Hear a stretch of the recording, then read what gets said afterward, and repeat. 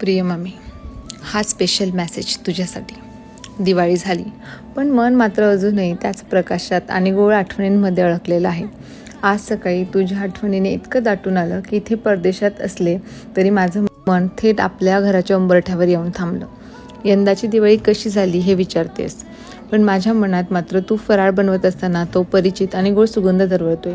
चकली, शंकरपाळी, लाडू, चिवडा तू इतक्या प्रेमाने आणि उत्साहाने ते बनवायचीस. आठवतंय का मम्मी, आम्ही तिघं बहिणी तुझ्या आजूबाजूला बसून तू काय करतेस हे बघायचो.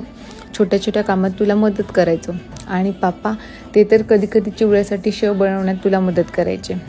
त्या आठवणी खूपच गोड आहेत. आम्ही तिघं बहिणी कशा स्वयंपाकघरात धुमाकूळ घालायचो आणि किती उत्साही असायचो. त्यासोबतच अंगणात सुंदर रांगोळी काढणे, फुलांचे तोरण बनवणे, वरांडा आणि टेरेसमध्ये पण ते दिवे लावणे, काय तो उत्साह असायचा.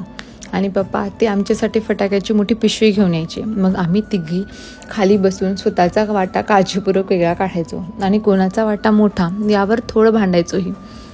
मग लक्ष्मीपूजनाच्या रात्रीची मला खूप आठवण येते. किती सुंदर वातावरण असायचं ते, जेव्हा आपण सगळे मिळून एका सुरात आरती म्हणायचो. किती प्रसन्न वाटायचं. तू आणि पापा शांतपणे पूजेला बसलेले असायचे आणि आम्ही तुमच्यासोबत पूजेत बघायचो की काय चालू आहे. पूजेनंतर मग फटाके आपण वाजवायचो. फटाके वाजवून झाल्यावर आकाशातील आतषबाजीचे सुंदर रंग बघायला आपण सगळे टेरेसवर जायचो. किती सुंदर दृश्य होती ती. हो, म्हणजे लग्नानंतर आमच्या नवीन घरी दिवाळी आनंदाने साजरी करत आहोत आम्ही सगळे, पण तरीही आम्हा सर्वांना लहानपणी तुमच्यासोबत आपल्या घरी साजऱ्या केलेल्या दिवाळीची खूप आठवण येते. ते दिवस खूप वेगळे होते. आम्ही फक्त आनंदी लहान मुली होतो, ज्यांना फक्त दिवाळीची वाट बघायची असायची.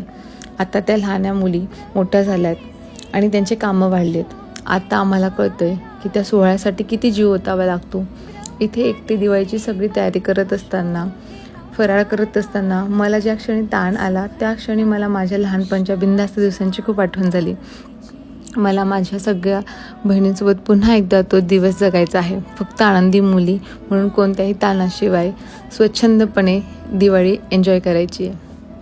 मम्मी, ह्या क्षणापासून मी पुढच्या दिवाळीची वाट बघते आणि मी प्रार्थना करते की पुढच्या कुठल्या तरी एका दिवाळीत नक्कीच हे अंतर कमी होईल. आणि हो, येणाऱ्या एका दिवाळीत आपण सर्वजण एकाच अंगणात त्याच चांदण्यांच्या छायेत निश्चितपणे एकत्रित दिवाळी सेलिब्रेट करू. सुरक्षित, खूप आनंदी, जशी लहानपणी करत होतो तशीच. तुला खूप खूप प्रेम पाठवत आहे तुझी लाडकी मुलगी.